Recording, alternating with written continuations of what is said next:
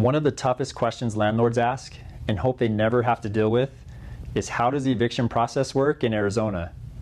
The process itself is straightforward, but has some precise steps and timelines that must be followed. For non-payment of rent, the law requires a 5-day notice. If after that notice the tenant doesn't pay or leave, we file for an eviction with the court. From there, a hearing is scheduled, and if the judge rules in the landlord's favor, a judgment is issued against the tenant, and they are given a date to vacate. If the tenant doesn't leave, the court authorizes a constable to complete the eviction. It's stressful, but it's also a process we are very familiar with and know how to handle for our clients.